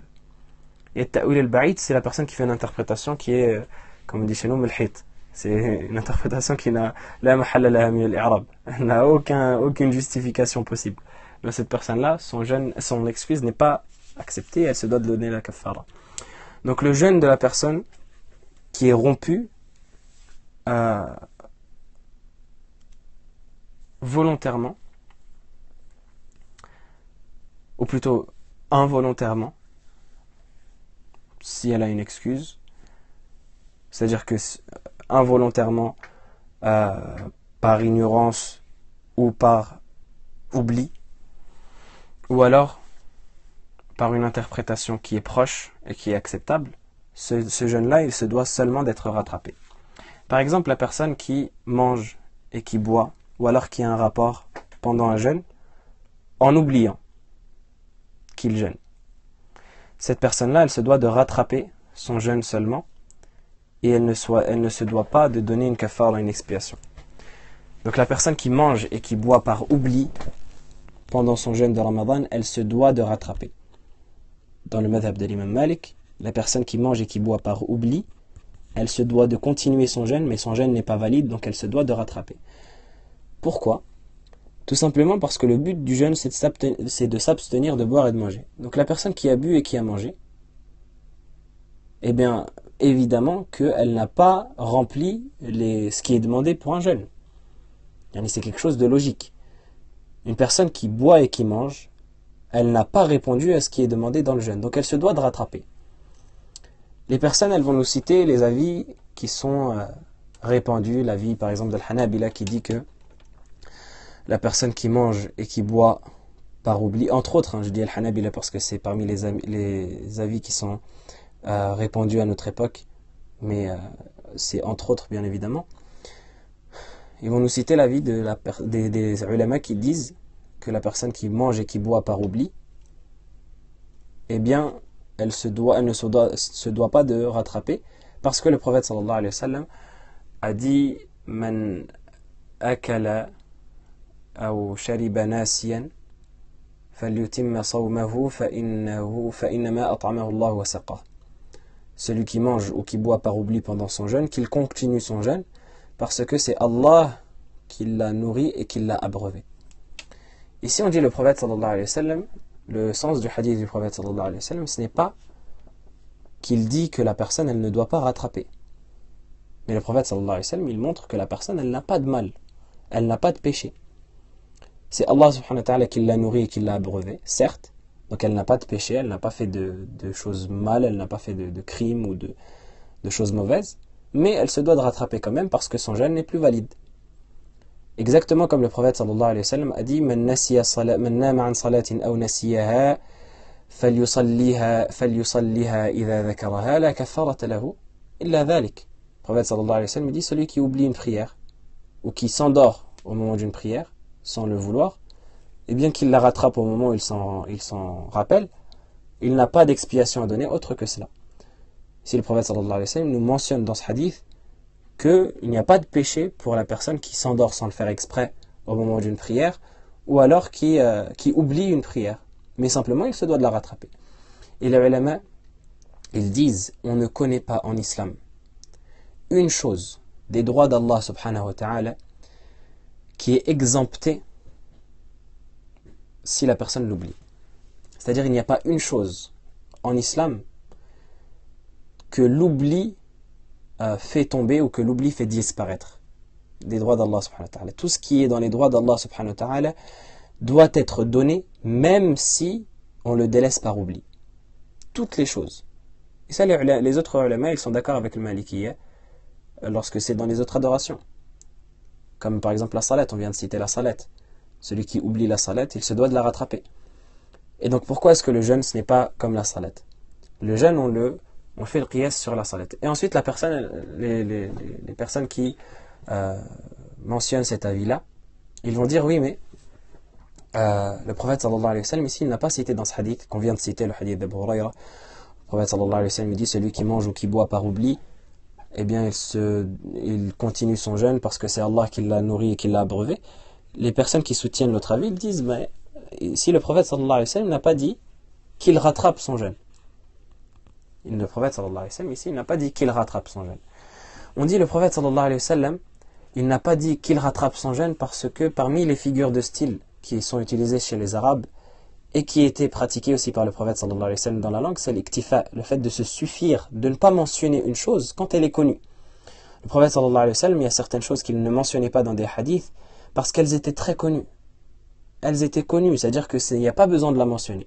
Les gens ils le savent déjà. Donc le prophète sallallahu alayhi wa sallam ne la mentionnait pas et ça fait partie également des méthodes d'apprentissage qui sont extrêmement bénéfiques. Le fait que ça c'est aussi pratiqué par les ulama dans les poésies, dans les textes religieux qu'ils écrivent. Et certaines fois il y a des choses qu'ils savent que c'est connu. Tout le monde sait ça, donc il ne va pas la mentionner. Et la preuve de cela, c'est que dans un autre hadith qui parle du jeûne, le prophète sallallahu alayhi wa sallam lui-même, il n'a pas mentionné le fait de rattraper. Dans le hadith que vous devez sûrement tous connaître, où il y a une personne qui est venue voir le prophète sallallahu alayhi wa sallam et lui a dit, Rasulallah, halakt. Il dit, ô messager d'Allah, je suis détruit. Et le prophète sallallahu alayhi wa sallam lui a dit, qu'est-ce qu'il y a? Qu'est-ce qui s'est passé? Et la personne a dit au prophète sallallahu alayhi wa sallam, asabtu ahli wa ana sa'im, j'ai copulé avec mon épouse en état de jeûne. Et le prophète sallallahu alayhi wa sallam lui a dit, est-ce que tu peux est-ce que tu as de quoi libérer un esclave? Il a dit non. Il a dit, est-ce que tu peux jeûner 2 mois consécutifs? Tu en as la capacité? Il a dit non. Il a dit, est-ce que tu peux nourrir 60 pauvres? Il a dit non. Le prophète sallallahu alayhi wa sallam, il n'a rien dit alors, il l'a laissé, et la personne elle est restée avec le prophète sallallahu alayhi wa sallam, jusqu'à qu'une personne elle est arrivée avec dans les mains une assiette de dattes, et elle l'a donnée au prophète sallallahu alayhi wa sallam. Et le prophète alayhi salatu wa sallam, il a donné à cette personne-là les dattes, et il lui a dit, va les donner en sadaqa. Et la personne elle a dit, ala afqari minni ya Rasulallah, fa wallahi ma bayna labatayha. Il a dit, est-ce que tu veux que je la donne à quelqu'un qui est plus pauvre que moi, au messager d'Allah? Parce que par Allah, il n'y a pas entre les 2 coins de Médine, ou les 2 extrémités de Médine, afqar minni, il n'y a personne qui est plus pauvre que moi dans toute la ville de Médine. Et le prophète sallallahu alayhi wa sallam a rigolé. Donc les ulama, ils expliquent ce hadith en disant que le prophète sallallahu alayhi wa sallam ici, il n'a pas mentionné l'expiation, il n'a pas mentionné le rattrapage, pardon. Alors que tous les ulama, ils sont d'accord. La communauté en entière, il y a un ijma' sur le fait, il y a un consensus, tout le monde est d'accord sur le fait que la personne qui rompt le jeûne de Ramadan volontairement en ayant un rapport avec son épouse, elle se doit de le rattraper. Personne des ulama n'a dit que la personne qui jeûne et qui rompt son jeûne en ayant un rapport avec son épouse volontairement pendant le jour de Ramadan ne doit pas rattraper. Et le prophète sallallahu alayhi wa sallam ne l'a pas mentionné dans ce hadith. Pourquoi? Parce qu'il savait que c'était quelque chose de connu. C'était quelque chose de connu. Et il n'a même pas mentionné à la personne que elle devrait donner après l'expiation. Alors que l'expiation, elle ne disparaît pas parce que la personne ne peut pas la donner, mais plutôt elle peut attendre jusqu'à que la personne ait les moyens de la donner. Donc quand le prophète sallallahu alayhi wa sallam il a rigolé à la fin du hadith, ça ne veut pas dire que le prophète sallallahu alayhi wa sallam il a agréé le fait que la personne ne donne plus de l'expiation, mais qu'elle pouvait attendre au moment où sa situation s'améliorera. Donc ce hadith-là, il montre que ce n'est pas une nécessité d'évoquer le fait qu'il faut rattraper pour dire qu'il faut rattraper. Donc le fait qu'on dise que dans le premier hadith, il n'y a pas la mention du rattrapage, ce n'est pas une preuve qui dit qu'il ne faut pas rattraper. Donc tout ça pour dire que le rattrapage du jeûne qui est annulé par oubli, c'est une chose qui est établie dans notre école et c'est une chose qui est du devoir de la personne qui jeûne, mais elle ne doit pas donner de kafara parce que ce n'est pas de sa faute, elle l'a fait par oubli. Que ce soit pour le rapport, que ce soit pour la nourriture ou pour la boisson. Également la personne qui est soumise à une contrainte, c'est-à-dire par exemple une personne qui est enfermée, emprisonnée et elle sait qu'on va la torturer si on lui interdit par exemple de jeûner, et bien cette personne-là, vu qu'elle est soumise à la contrainte, elle rompt le jeûne et elle le rattrape quand elle peut le rattraper. Il y a certains pays par exemple, à notre époque même, qu'Allah subhanahu wa ta'ala nous préserve et préserve nos frères et nos sœurs qui sont dans cette situation de difficulté, comme on a entendu par exemple les années précédentes en Chine, etc. Les minorités dans ces pays-là, elles subissent de grandes pressions de la part des États qui sont pires qu'athées, qui sont vraiment des shayatines dans des draps d'humains, qui leur interdisent de jeûner. C'est-à-dire qu'ils disent que le musulman, toute personne qui est musulmane, elle devra manger et boire telle et telle fois par jour, tant et tant de fois par jour, devant tout le monde, en public. C'est-à-dire même la police, elle va vérifier si les gens ils mangent et ils boivent. C'est quelque chose qui rentre dans le surnaturel. Bien ces frères-là qui sont soumis, qui sont mokra, qui sont en situation de ikra, qui sont contraints, et bien ces personnes-là, elles peuvent rompre le jeûne et elles n'ont pas de mal, elles n'ont pas de péché, mais simplement elles devront rattraper le jeûne quand elles en seront capables. Également la personne qui a une excuse pour rompre le jeûne. Donc on a parlé de la personne qui fait ça par ignorance, on a parlé de la personne qui fait ça par oubli, et maintenant on parle de la personne qui fait ça par excuse, et après on va parler de la personne qui fait ça par ignorance.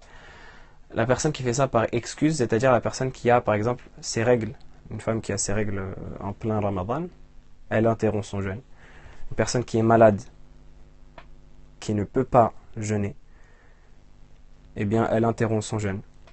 Et elle ne devra que rattraper au moment où elle pourra jeûner, elle sera à nouveau en bonne santé. Une personne également qui rompt son jeûne par erreur, c'est-à-dire que par exemple elle arrive au matin et elle pense que le fajr n'est pas levé et elle mange et elle boit. Et après elle se rend compte qu'en fait le fajr était levé. Donc cette personne-là, elle se doit de continuer son jeûne et de le rattraper à la fin de Ramadan, parce que son jeûne n'est pas valide. Mais comme on a mentionné, toute personne, ça c'est une règle que vous devez retenir, s'il y a une règle à retenir pour cette assise-là, c'est cette règle-là, toute personne dont le jeûne est interrompu et n'est plus valide par une cause qui n'est pas une excuse, comme la maladie ou comme les règles ou quoi, eh bien cette personne-là, elle se doit de continuer l'imsak, elle se doit de continuer de s'abstenir de tout ce dont s'abstient un jeûneur jusqu'au coucher du soleil. Qu'elle l'ait fait par erreur, par oubli ou volontairement. Il n'y a pas de différence. elle se doit de s'abstenir jusqu'à la fin du jour, même si on dit que son jeûne n'est pas valide. Et c'est exactement la même chose pour la personne, par exemple, qui rompt son jeûne en pensant que le soleil s'est couché, alors que le soleil ne s'est pas couché. Et bi'idhnillahi ta'ala, on va terminer avec ta'wil al-qarib, ce qu'on mentionnait tout à l'heure comme étant les excuses qui sont, ou plutôt l'ignorance qui est valable, qui est valide, et qui est acceptée. Par exemple, une personne qui arrive à un jour de Ramadan et qui mange et boit par oubli, et qui pense que l'oubli qu'il a eu, ça lui autorise, ou plutôt qui pense qu'on lui dit, il pense son jeûne n'est plus valide, donc il se dit, bon bah si mon jeûne n'est plus valide, bah je continue à boire et à manger. Il ne savait pas qu'il lui est obligatoire de continuer l'imsak. Il fait ça, c'est-à-dire c'est quelqu'un qui est ignorant, véritablement il est ignorant, il ne savait pas que lorsqu'on mange et on boit par erreur, eh bien on continue à ne pas manger et ne pas boire jusqu'à la fin de la journée. Eh bien cette personne-là, elle ne devra que rattraper son jour, elle ne devra pas donner de kaffara, parce qu'elle n'aura pas bafoué la sacralité du jour. Mais simplement, elle aura fait ça par erreur et par ignorance, et c'est une personne véritablement qui ne savait pas, et ça rentre dans le hadith du prophète sallallahu alayhi wa sallam qui dit « Inna Allah wada'a an ummati al-khata'a wa nisyana wa mastukrihu alayhi » Allah a pardonné à ma communauté l'erreur et l'oubli et tout ce qu'ils ont fait par contrainte. Également une personne qui rentre de voyage avant le Fajr. Imaginons une personne par exemple qui rentre de voyage juste avant le Fajr et il pense sincèrement, par ignorance, qu'il a le droit de ne pas jeûner le jour qui suit. Parce qu'il se dit, je viens de rentrer de voyage, je suis fatigué. Donc il pense sincèrement, par ignorance, qu'il a le droit de ne pas jeûner le jour qui suit. Et donc ça fait partie du ta'wil qarib, de l'erreur qui est acceptable. Pourquoi? Parce qu'Allah subhanahu wa ta'ala nous dit dans le verset celui qui est malade ou en voyage devra le rattraper dans d'autres jours. Et lui il pense qu'il est dans ce verset-là. Donc il pense qu'il est dans ce verset-là, et donc il pense qu'il lui est permis de ne pas jeûner. Et c'est une excuse qui est valable, donc il devra simplement rattraper son jeûne. Et pour l'anecdote, encore une fois, une petite parenthèse, quand j'étais enfant, je sais plus si quelqu'un m'avait dit ça ou si c'est moi qui le pensais, mais je pensais que la personne qui rentre de voyage, elle pouvait encore continuer le qasr pendant 3 jours. Et alhamdulillah, j'ai vite appris que c'était faux. Mais pour vous montrer que ces cas-là, ils arrivent, parce qu'on peut étudier le fiqh, et certaines fois on tombe sur des messages comme ça, et on se dit, mais qui est-ce qui va penser que lorsqu'il rentre de voyage, il est encore en voyage et il peut ne pas jeûner? Mais véritablement, il y a des personnes qui tombent dans ces erreurs-là, et qui pensent ces choses-là, alors que rien ne les justifie, mais l'ignorance, elle fait des ajaïb, comme les hukama elles disent. L'ignorance, ça fait des miracles. Également, parmi les types d'erreurs qui sont acceptables, et on va terminer bi'idhnillah très rapidement avec cela, la personne qui voit par exemple le croissant de Shawwal en journée, et qui pense que le lendemain sera le premier jour de Shawwal, donc que Ramadan sera fini le lendemain, et donc qui ne jeûne pas le lendemain, et après il se rend compte qu'au fait c'était le surlendemain que Shawwal rentrait, et que là c'était le dernier jour de Ramadan. Mais cette personne-là, elle a commis une erreur, et elle n'est pas considérée comme une personne qui a rompu le jeûne volontairement en bafouant la sacralité du jeûne, donc elle se doit seulement de rattraper. Pareil pour la personne qui fait la hijama, et qui pense que sa hijama elle annule son jeûne, et donc il va manger, il va boire, parce qu'il se dit mon jeûne il est annulé de toute manière, parce que le prophète sallallahu alayhi wa sallam dit aftar al-hajim wal-muhtajim, pardon. Il dit la personne qui fait le hijama et la personne qui subit le hijama ont tous deux rompu leur jeûne. Et ce hadith-là, il est discutable et il n'est pas pris en compte par Al-Maliki pour certaines raisons qu'on n'a pas mentionnées et qu'on mentionnera peut-être à l'occasion, mais comme on a mentionné la dernière fois, le prophète sallallahu alayhi wa sallam lui-même a fait le hijama en état de jeûne, donc Ça fait partie des hadiths sur lesquels se base le Malikiyya. Mais cette personne-là, elle va lire ce hadith sans science et elle va penser que la personne qui fait le hijama n'a plus de jeûne, donc elle va manger, elle va boire. Eh bien cette personne-là, elle est considérée comme une personne qui fait une erreur et donc elle ne doit pas donner de kaffara, mais seulement rattraper son jeûne, etc., etc. Donc ça, c'est tout ce qui est dans le ta'wil al-qarib. Et ce dernier point qu'on a mentionné, ça montre l'importance de revenir aux gens de science dans l'explication des hadiths. Beaucoup de personnes aujourd'hui, ils pensent que ouvrir un livre de hadith et le lire, et certaines fois même le lire aux gens de la mosquée, eh bien ça suffit pour faire des rappels et ça suffit pour faire des durus, etc. Non. On se doit absolument de revenir à la compréhension des ulama, des gens de science, qu'ils ont reçu de leurs professeurs, qu'ils ont reçu des sahaba, parce que ce n'est pas tout hadith que tu vas lire que tu vas comprendre, et que tu vas comprendre comme il se doit surtout.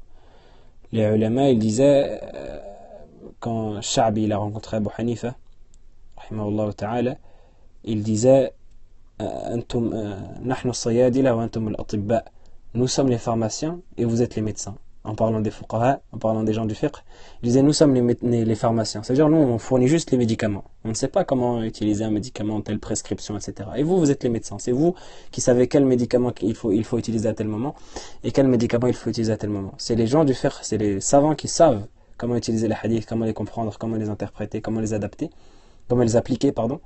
Et c'est les gens du fiqh qui savent comment appliquer les hadiths.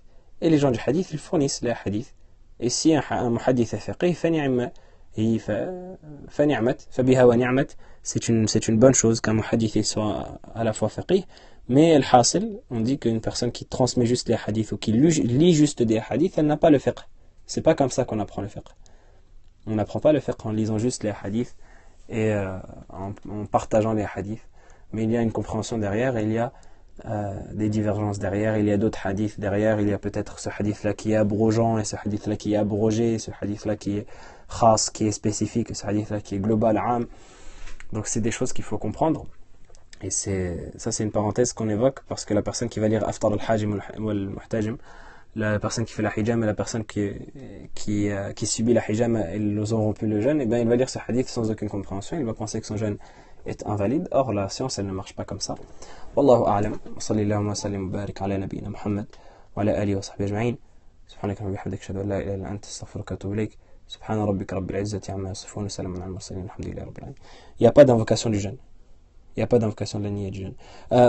Petite parenthèse, Inch'Allah ta'ala, demain le cours il sera à 19h. C'est fixé, ce sera pas 23h. Ce sera 19h Inch'Allah. Et même peut-être avant, mais normalement c'est 19h. Parce que, Inch'Allah ta'ala, demain je pars en voyage, donc je ne pourrai pas le faire à 23h. Il n'y a pas d'invocation à faire pour la niyyah du jeûne. La niyyah, on en a parlé dans les cours précédents. La niyyah, je réponds juste à la question juste après. La niyyah, on en a parlé dans les cours précédents, c'est quelque chose qui est dans le cœur. Et le fait de la prononcer, ce n'est pas quelque chose qui est demandé. C'est détestable de la prononcer. La femme qui retrouve sa pureté l'après-midi, elle s'abstient de manger et boire. Non, la femme qui était en hayd et qui retrouve sa pureté, elle a une excuse.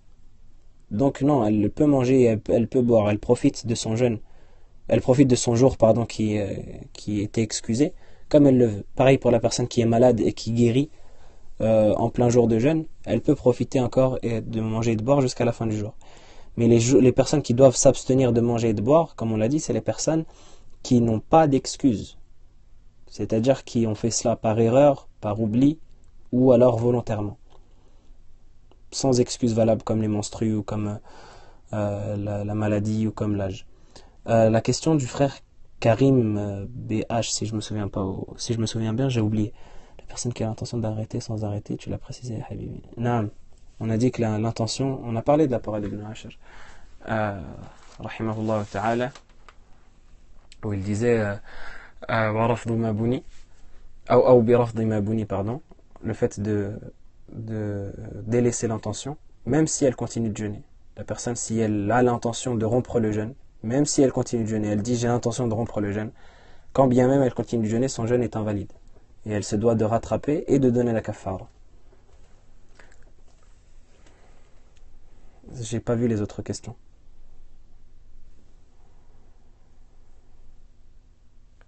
Donc, Je n'ai pas vu la question, si vous pouvez répéter. Le matin c'est Ibn Ashir et le sharh c'est entre autres Mayyara as-Saghir. Pour la kafara il faut 60 pauvres différents. Oui, 60 pauvres différents. Donc ta'wil al-qarib, ce que j'ai mentionné, ta'wil al-ba'id. Non, la kafara c'est au choix. C'est au choix, mais c'est meilleur que ce soit le fait de nourrir des pauvres. Parce que sentir un plat volontairement, ouvrir régulièrement le frigo, ouvre le jeûne. C'est une bonne question. Sentir un plat lorsque ça influe, ça rentre véritablement dans la gorge, etc. Ça peut être parmi les choses qui annulent le jeûne. Donc bukhar al-ta'am, le fait que la nourriture elle soit forte et qu'il inhale ces substances-là, une seule famille ou plusieurs personnes pour la kafara, peu importe, tant que c'est 60 pauvres, que ce soit plusieurs familles ou une famille, ou même une famille de 60 enfants. C'est des choses que tu dois arrêter. Donc je disais, le ta'wil qarib et ta'wil ba'id, il est mentionné dans la parole d'Ibn Ashir lorsqu'il dit bila ta'awulin qarib. Bila ta'awulin qarib. Donc là on s'est arrêté à ce moment-là.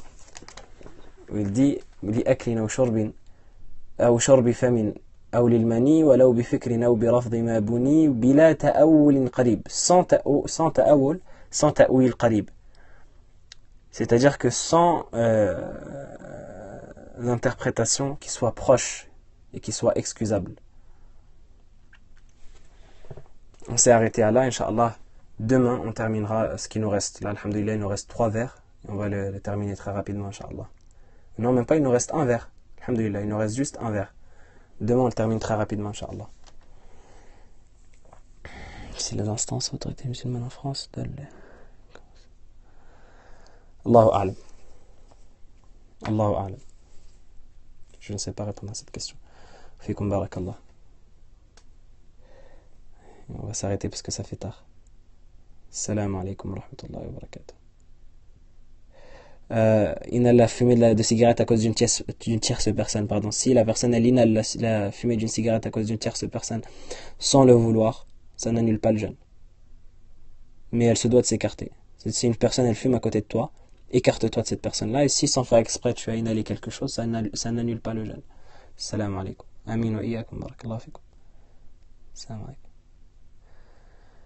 Quelqu'un qui rompt sans excuse, il doit rattraper le jour du jeûne qu'il a donné, et ensuite donner 2 mois de jeûne consécutif, ou alors nourrir 60 pauvres, ou alors libérer un esclave. Et le meilleur c'est qu'il nourrit 60 pauvres. Salam alaikum.